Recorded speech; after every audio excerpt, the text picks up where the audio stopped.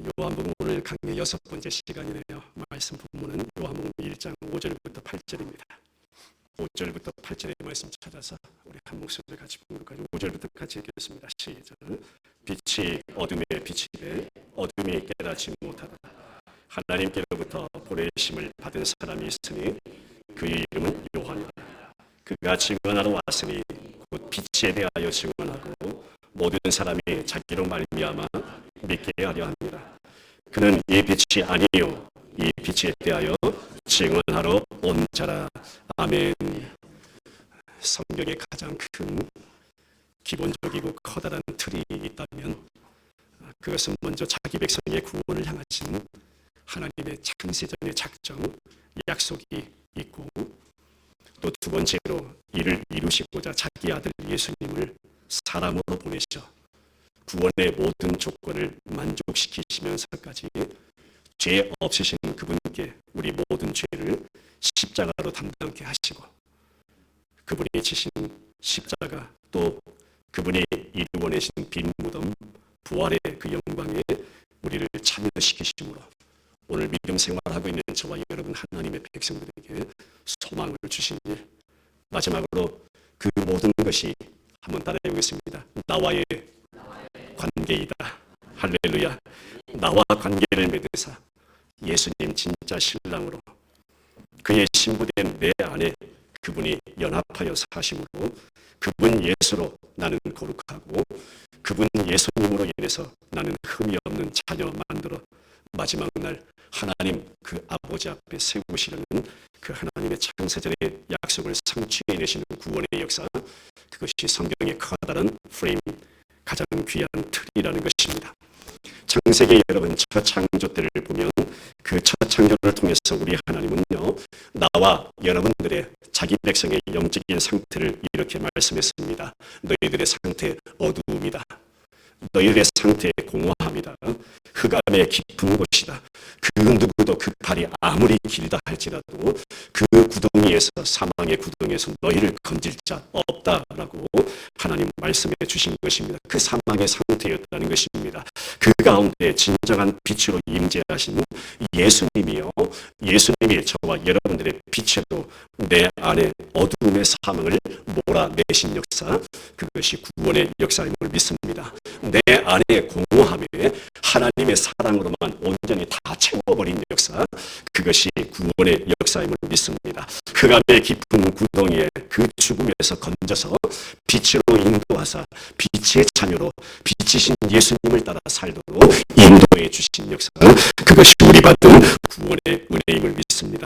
여전히 그래요. 그런데 여전히 하나님 앞에 내 모습을 보니까 여전히 우리의 모습은 어둠으로 드러날 수밖에 없습니다. 그렇지 않습니까? 지난 한 주간 내 속사람을 한번 보세요. 내 속사람은요, 날마다 진단하건대, 솔직히 진단하건대 어둠이라는 것입니다. 그런 내 안에 그리스도께서 사시는 것이다. 그런지 이제는 그리스도 안에서 새로운 피조물이라는 말씀하시며, 이제 내가 육체 가운데 사는 것도 나를 사랑하사 자기 몸을 버리신 그리스도를 믿는 믿음 안에서 사는 것이라. 예수님이 저를 살아가시는 줄 믿습니다. 예수님이 여러분들을 살아가시는 것임을 믿으시길 바랍니다. 그래서 빛이신 주님이 아예 우리 안에 사시면서 그러할 때마다 빛을 또 바라보게 하시네요. 그러할 때마다 또 빛으로 인도해 내시네. 그러할 때마다 하나님의 사람으로 새롭게 지어내 주시는 그 하나님의 은혜가 너무나 놀랍습니다. 이건요, 다른 사람의 이야기가 아닙니다. 이렇게 예수님만이 우리의 구속자가 되시도록 한번 따라해보죠. 하나님이 정하신 역사이다. 말씀하긴 하죠. 베드로전서 1장 18절부터 21절입니다. 함께 읽겠습니다. 시작. 너희가 알거니와 너희 조상이 물려준 헛된 행실에서 대속함을 받은 것은 은이나 금같이 없어질 것으로 된 것이 아니요 오직 흠없고 점없는 어린 양 같은 그리스도의 보배표로 된 것입니다. 그는 창세전부터 미리 알리신 바 되심이나 이 말세에 너희를 위하여 나타내신 바 되었으니, 너희는 그를 죽은 자 가운데서 살리시고 영광을 주신 하나님을 그리스도로 말미암아 믿는 자니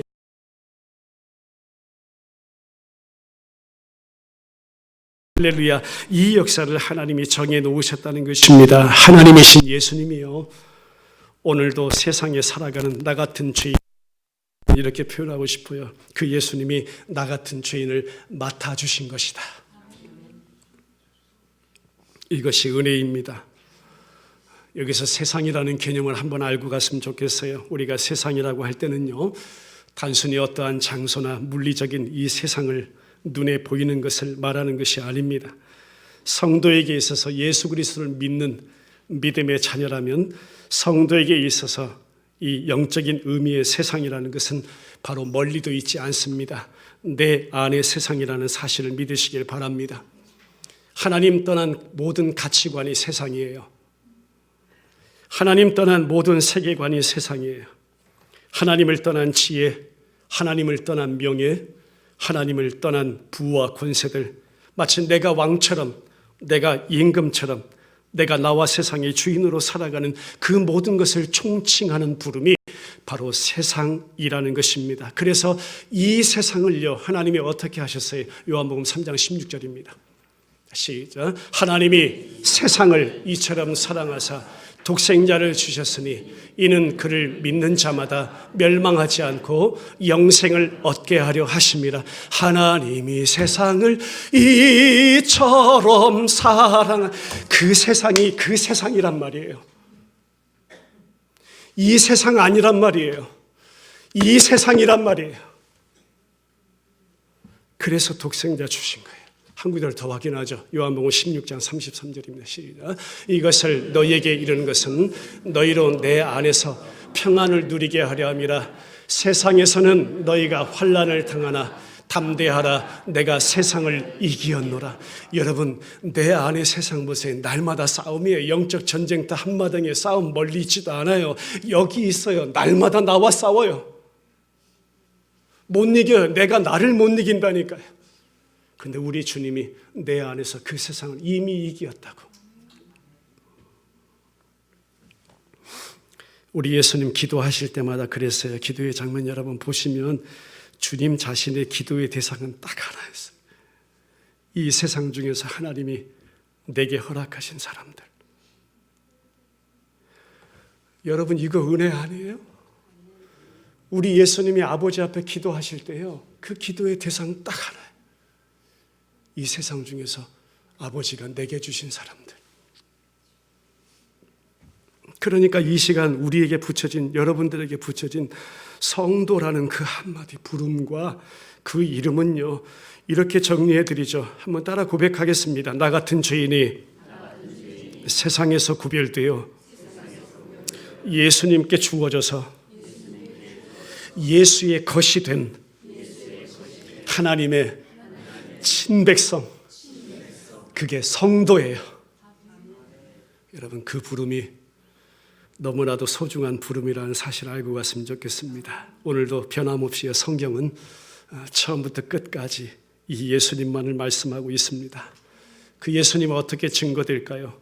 누가복음 18장에 보니까 어느 고급 유대 관원이 어느 날 예수님 앞에 와서 이런 질문을 해요.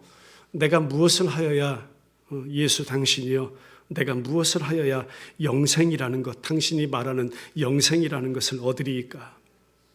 내가 계명 다 알잖아. 간음하지 말라, 살인하지 말라, 도둑질하지 말라, 거짓말하지 말라, 내 부모 공경해. 10계명의 일부를 말씀해 줍니다. 그러자 이 질문했던 사람이 내가 그거 어려서부터 다 지켰는데요, 지금도 지키고 있는데요, 여기까지 지켰는데. 여러분, 그만하면 대단한 사람이잖아요. 우리 같으면요, 그 사람 우러러 보잖아요. 칭찬하겠죠, 얼마든지. 그런데 예수님께서 어려서부터 다 지켰으니까 오히려 부족한 것이 있으니, 어려서부터 다 지켰는데 우리 주님의 말씀은 달라요. 오히려 부족한 것이 있대요. 그러면서 내게 있는 것 팔아서 가난한 자들에게 주라, 그리고 날 따라.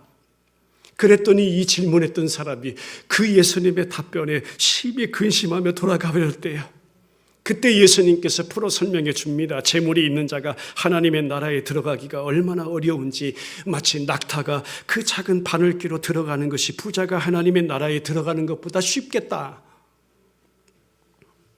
이 말씀 앞에 제자들이 놀라요. 이게 무슨 가르침인가 도대체. 이 부자가 세리처럼 부정하게 그 자기 재산 모은 것도 아니고, 그렇다고 가면 쓰고 남의 집 한밤중에 들어가서 도적질 하면서 그렇게 이 모아놓은 그런 물질도 아닌데, 계명 다 지켰다고 했는데, 정당하게 벌었는데 왜 이런 말씀을 주님이 하실까?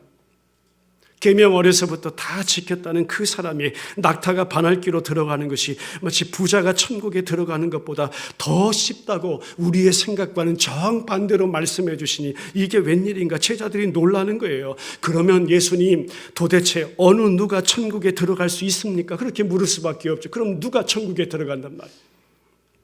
이때 예수님 하세요. 이런 말씀하세요. 무릇 사람이 할 수 없는 것을 하나님은 하실 수 있느니라. 할렐루야.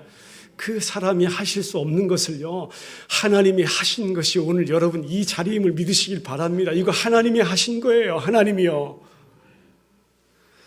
요한복음의 맥이 그렇습니다. 1장부터 13장까지 이어지는 것이 왜 사람으로서는 안 되는가, 그 말씀하세요. 왜 사람으로서는 안 되는지. 사람이 율법 지켜도 안 된다, 예루살렘 성전에서 그렇게 제사 지내도 안 된다, 안식일 지키지도 못했지만 그 안식을 잘 지켜도 사람으로서는 안 된다, 그러면서 어떻게 하신다는 말씀이에요? 성령이 오셔야만 하는 것이다.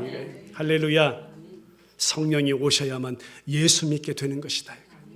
그러면서 이어지는 요한복음 14장에서부터 그 말씀을 이어가면서, 그러면서 요한복음 17장에 와서 17장 3절의 말씀 한번 보죠. 같이 한번 찾아서 제가 읽어드릴게요. 영생은 곧 유일하신 참 하나님과 그가 보내신 자 예수 그리스도를 아는 것이니이다. 영생의 개념을 설명해 주면서, 그러면서 예수님 자신이 누구이신지를 밝혀줘요. 17장 5절의 말씀 있죠? 네, 시작. 아버지여, 창세전에 내가 아버지와 함께 가졌던 영화로서 지금도 아버지와 함께 나를 영화롭게 하옵소서. 창세전에 아버지와 함께 누구의? 삼위일체 하나님 그 아들 예수 그리스도, 그분을 말씀하고 있는 것입니다. 오셔서 하신 일이 뭐예요? 6절 말씀 시작. 세상 중에서 내게 주신 사람들에게 내가 아버지의 이름을 나타냈나이다. 그들은 아버지의 것이었는데 내게 주셨으며 그들은 아버지의 말씀을 지키었나이다. 9절 말씀 연결해서요. 내가 그들을 위하여 비옵나니 내가 비옵는 것은 세상을 위함이 아니요 내게 주신 자들을 위함이니이다. 그들은 아버지의 것이로소이다. 그리고 11절 12절 이어지죠. 나는 세상에 더 있지 아니하오나 그들은 세상에 있사옵고 나는 아버지께로 가옵나니 거룩하신 아버지여, 내게 주신 아버지의 이름으로 그들을 보존하사 우리와 같이 그들도 하나가 되게 하옵소서. 내가 그들과 함께 있을 때에 내게 주신 아버지의 이름으로 그들을 보존하고 지키었나이다. 그 중에 하나도 멸망하지 않고 다만 멸망의 자식뿐이오니 이는 성경을 응하게 함이니이다. 할렐루야. 그리고 14절의 말씀 다시 한번 하게 하죠. 시작. 내가 아버지의 말씀을 그들에게 주소서. 세상이 그들을 미워하여 싸우니 이는 내가 세상에 속하지 아니함 같이 그들도 세상에 속하지 아니함으로 인함이니이다. 할렐루야. 예수님 통해서 첫 창조 때 함께 하셨던 삼위일체 하나님께서 그의 택하신 백성과 온전한 연합을 이루시는 역사, 그 역사를 요한복음 17장 마지막 부분에 와서 21절부터 26절의 말씀, 이렇게 중요하게 우리 주님 말씀하십니다. 우리 21절부터 26절 있죠. 시작. 아버지여, 아버지께서 내 안에 내가 아버지 안에 있는 것 같이 그들도 다 하나가 되어 우리 안에 있게 하사 세상으로 아버지께서 나를 보내신 것을 믿게 하옵소서. 내게 주신 영광을 내가 그들에게 주었사오니 이는 우리가 하나가 된 것 같이 그들도 하나가 되게 하려 함이니이다. 곧 내가 그들 안에 있고 아버지께서 내 안에 계시어 그들로 온전함을 이루어 하나가 되게 하려 함은 아버지께서 나를 보내신 것 같, 또 나를 사랑하심 같이 그들도 사랑하신 것을 세상으로 알게 하려 함이로소이다. 아버지여, 내게 주신 자도 나 있는 곳에 나와 함께 있어 아버지께서 창세전부터 나를 사랑하심으로 내게 주신 나의 영광을 그들도 보게 하시기를 원하옵나이다. 의로우신 아버지여, 세상이 아버지를 알지 못하여도 나는 아버지를 알았사옵고 그들도 아버지께서 나를 보내신 줄 알았사옵나이다.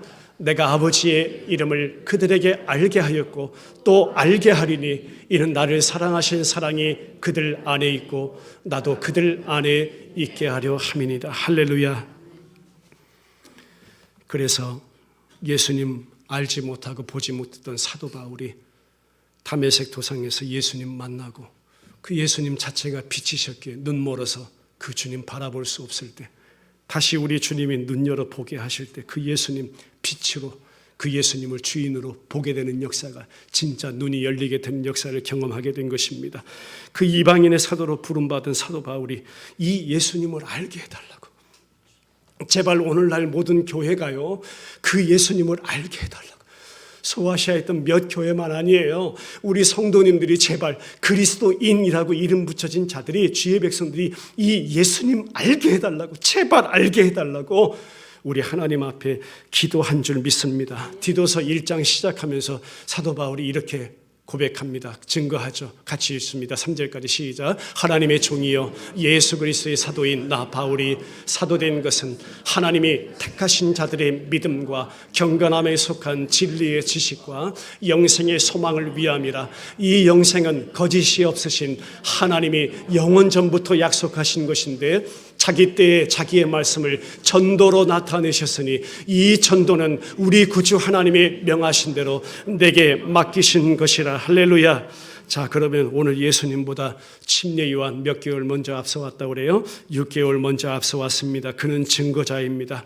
이 침례 요한이 이 빛의 실체인 예수님 어떻게 증거하는지 보세요. 한번 따라해 보겠습니다. 나는 아니요, 자신은 아니요, 그렇게 증거하는 거예요. 나 아니래요. 자신은 아니래요. 제사장 가물의 후손입니다. 사가랴 제사장의 아들로 등장하잖아요. 그는 어디에 마땅히 있어야 돼요? 그렇다면 성전에 있어야 돼요. 그런데 지금 그가 서 있는 곳은 난데없이 광야란 말이에요. 광야에서 외치고 있단 말이에요. 약대 털옷이라는 것이 있고 메뚜기와 석청, 그러니까 들에서 나는 꿀을 먹고 살아가고 있다는 것입니다. 그러면서 그가 외치는 소리를 한번 들어보세요. 독사의 자식들아, 누가 너희를 가르쳐 장차 올 진노를 피하라느냐. 그러므로 회개에 합당한 열매를 맺고 속으로 아브라함의 조상이라 그렇게 말하지 말라. 내가 너에게 이르노니 하나님이 능히 이 돌들로 아브라함의 자손이 되게 하시리라. 이미 도끼가 나무 뿌리에 놓였으니 좋은 열매 맺지 아니하는 나무마다 찍혀 불에 던지우리라. 여러분 보세요. 지난 400년간입니다. 말라기 선지자 이후에요. 신약 예수님이 오시기까지, 나타나시기까지 약 400년이라는 긴 기간 동안 무엇을 경험한 백성들이에요? 하나님의 침묵을 경험한 백성들이에요. 오실 메시아말을, 기록된 메시아말을 그 마음속에 각기 기다리고 있었던, 고대하고 있었던 그 백성들에게 이 외침은요, 여러분 만만치 않은 외침이에요.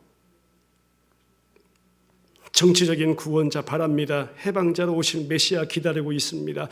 누가 자신들을 구원해 줄고 이 고통에서 건져 줄고, 그런 백성들 앞에 지금 이렇게 외치는 거예요.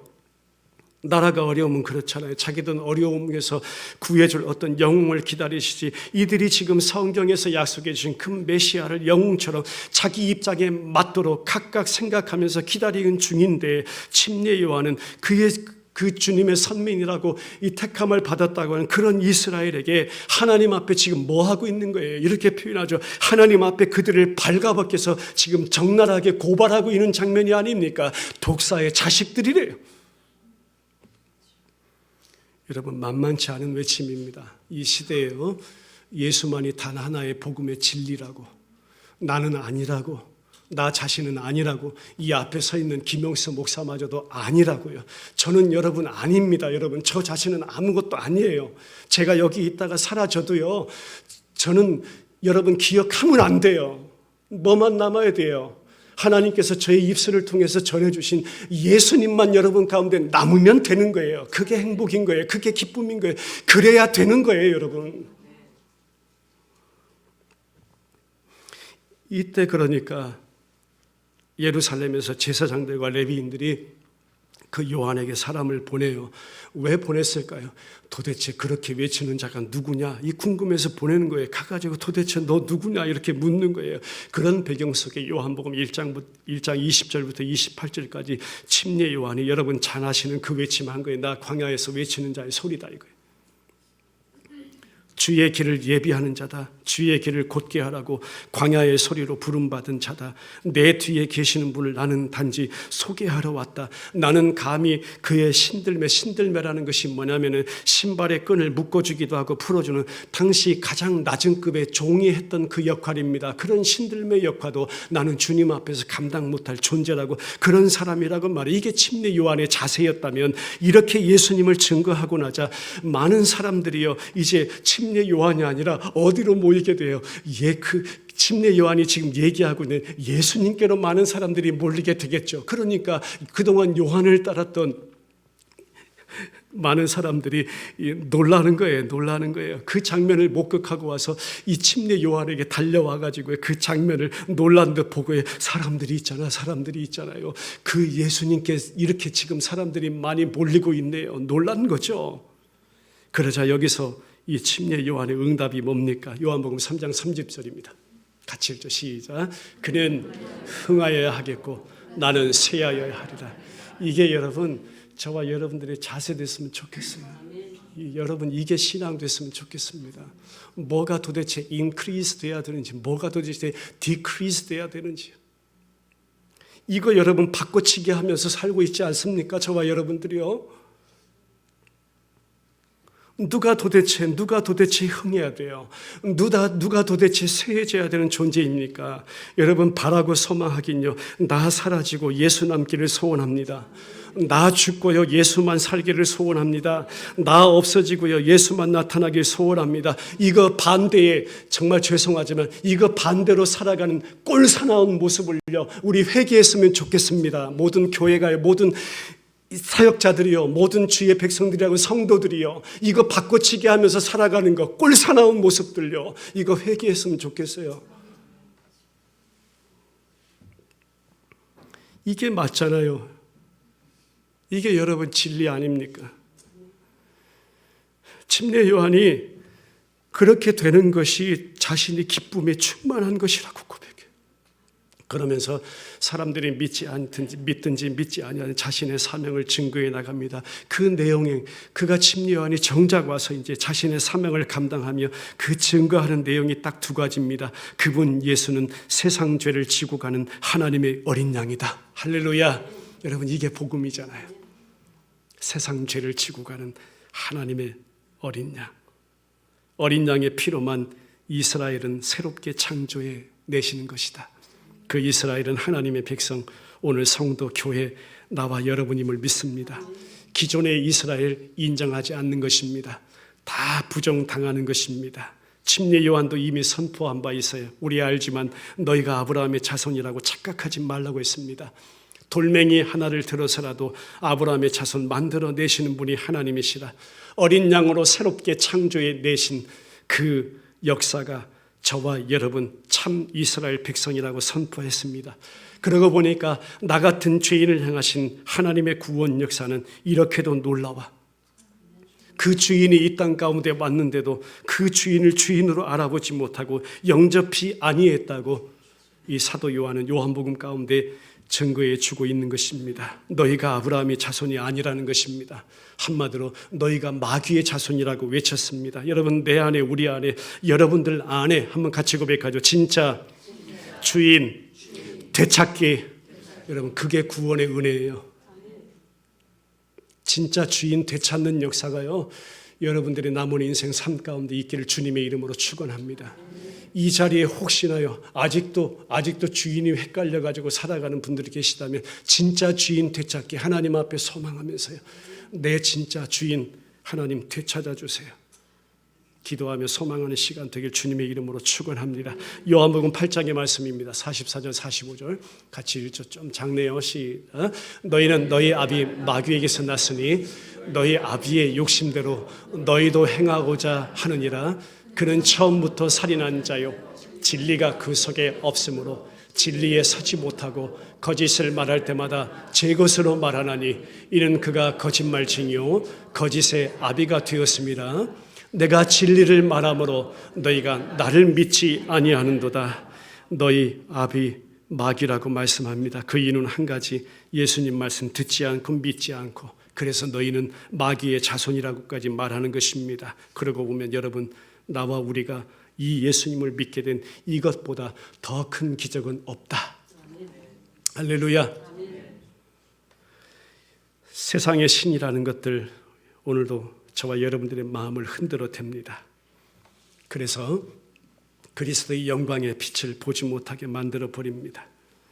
어찌 저와 여러분들이 그 가운데 하나님의 영광의 빛을 보게 되었는가?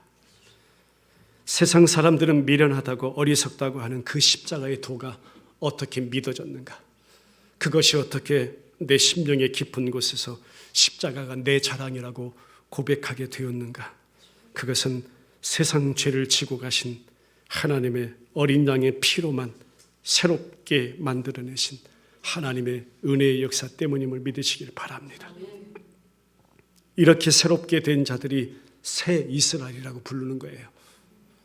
새 하늘이라고 부르고 새 땅에 존재할 하나님의 백성, 바로 새 예루살렘이라고 저와 여러분들을 불러주신 줄 믿습니다. 이 땅 가운데 이제 남아있는 자, 저와 여러분, 이 세대 가운데 하나님께서 남겨주신 자, 그 이름을 성도라고 부르는 줄 믿습니다. 그러고 보니까 침례 요한이 와서 어린 양 예수님과 나와의 관계를 새롭게 정리해 주었네요. 어린 양 예수 그리스도와 참 이스라엘 성도된 나와 우리와의 관계를 침례 요한은 확인시켜 준 역사임을 믿습니다. 그 피로 세워진 교회, 이 피의 공로, 우리 주님이 그렇게 이루신 역사 절대 한시라도 잊을 수가 없는 것임을 믿습니다. 침례 요한이 또 하나 증거한 것이 있습니다. 그가 바로 성령으로 침례를 주시는 분이라고 증거했습니다. 말씀 확인하죠. 요한복음 1장 32절부터 34절 시작. 요한이 또 증언하여 이르되 내가 보매 성령이 비둘기같이 하늘로부터 내려와서 그의 위에 머물렀더라. 나도 그를 알지 못하였으나 나를 보내어 물로 침례를 베풀라 하신 그이가 나에게 말씀하시되 성령이 내려서 누구 위에든지 머무는 것을 보거든 그가 곧 성령으로 침례를 베푸는 이인 줄 알라 하셨기에 14절 내가 보고 그가 하나님의 아들이심을 증언하였노라 하니라. 그가 하나님의 아들이심을 증언했다. 침례 요한 그가 물로 침례를 주고 있을 때 아무도 성령이 임하지 않았는데 성령이 임하시는 그분이 장차 성령으로 정작 침례를 주시는 분임을 증거했다는 것입니다.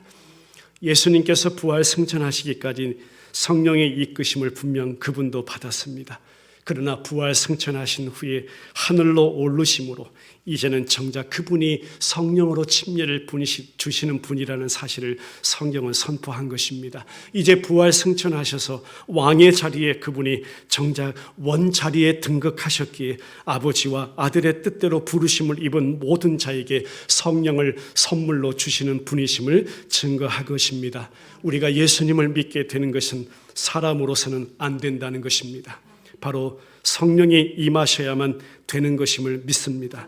유월절 어린 양으로서의 그 사명을 감당해내시고 자기의 택한 백성들의 죄를 담당해내시고 구속함의 은혜를 부어주시고 성령 하나님께서 그 택한 백성에게 모두 적용시키신 역사, 그 은혜의 역사를 저와 여러분들이 모두 받아 누리고 있는 줄 믿습니다. 성령의 사역은 딱 하나, 예수님이 누구이신지, 그분이 영이시기에 예수님이 어떤 분이신지를 오늘도 저와 여러분들 안에 알게 하시는 사역을 감당해 가십니다. 그분만을 붙들도록 하시는 분이 성령의 역사임을 믿습니다. 그렇기 때문에 오늘 우리가 성령이 임하였다면 자신의 죄와 비참함을 분명히 깨닫게 되는 것이고 오직 예수 그리스도 외에는 달리 소망이 없음을 알게 되는 것이고 이러한 사람은 또한 예수님의 증인이 되는 것이며 어떤 증인이 되는가 하면 결코 자기의 그 어떤 것도 그 무엇도 드러내지 않는다는 것입니다. 할렐루야.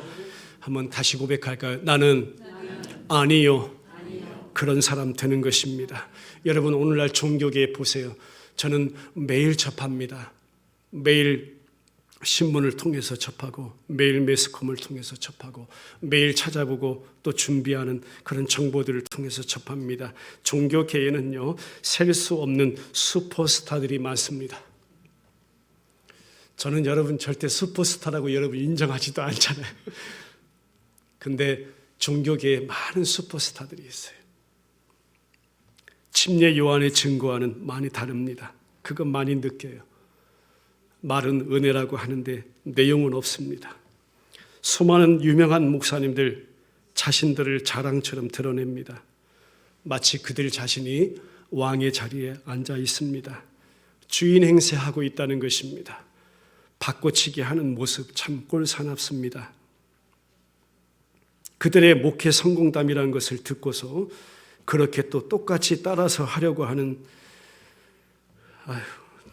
제가 사역자니까 이게 참 부끄럽습니다. 저 자신도. 그거 똑같이 따라 하려고 하는 사람들이 얼마나 많은지 모릅니다. 진정 주님의 증인인지가 의심스러울 때가 많아요. 이렇게 표현하고 싶어요. 마치 여러분 이 약을 쓰면 분명히 효과가 있습니다. 이 약을 쓰시면 꼭 효능을 볼 것이라고 그렇게 광고하는 선전들이 교계의 신문을 가득 채웁니다. 특정 방법이 나타납니다. 특정 사람이 부각됩니다. 그동안 그 사이에 세상 죄를 지고 가신 하나님의 어린 양은 온데간데 없습니다. 어디에 계실 때도 없습니다. 사람의 힘으로도 능력으로도 아니 되고 오직 성령이 임하셔야만 된다는 성경의 증거를 다 무시하고 있는 꼴입니다. 성령의 역사는요, 저와 여러분 사람이 좌우 못하는 것입니다. 주의 성령이 임한 자는 결코 자기에게서 원인을 찾지 않는 거예요.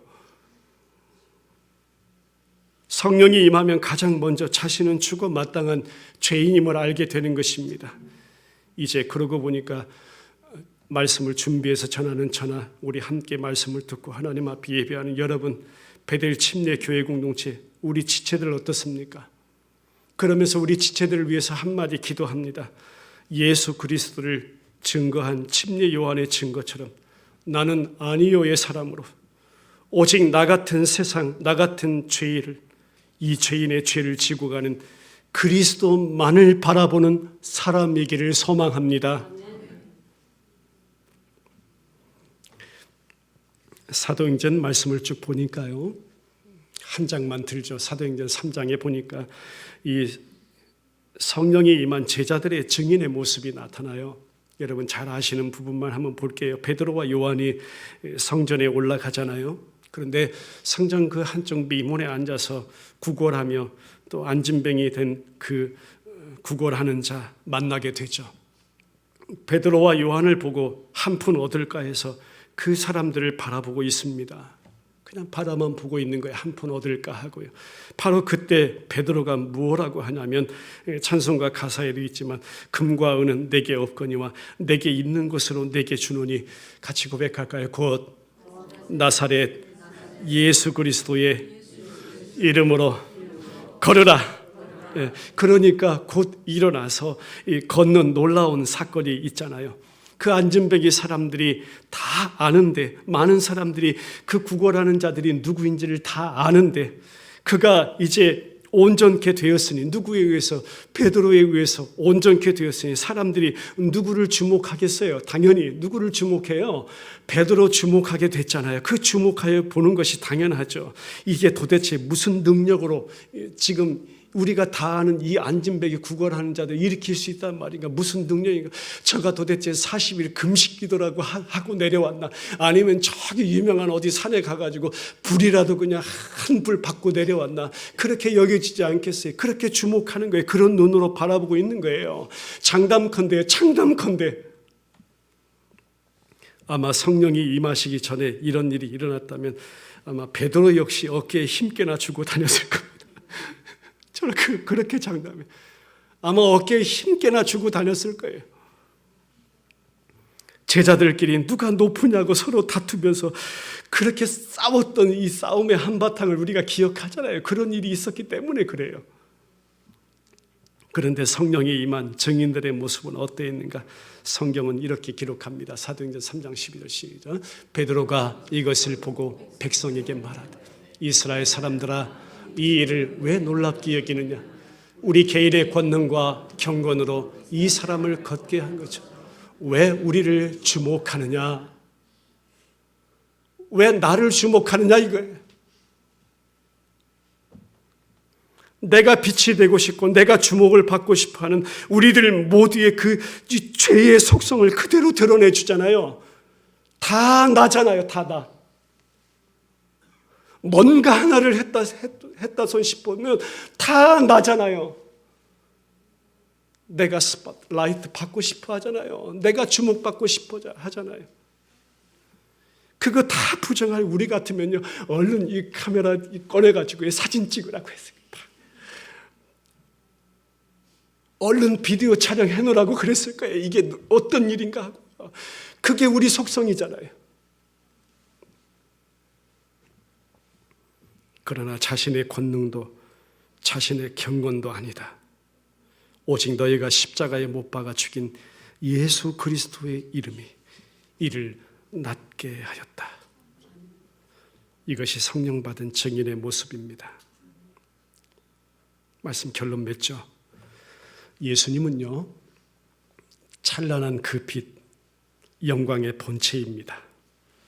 죄인이 만약 그 빛 앞에 서면 우리 눈에 보이는 햇볕도요, 반사되는 이 마운틴 레이니어에 쌓인 눈만 바라봐도요, 이 선글라스가 없으면 눈을 뜨지 못합니다.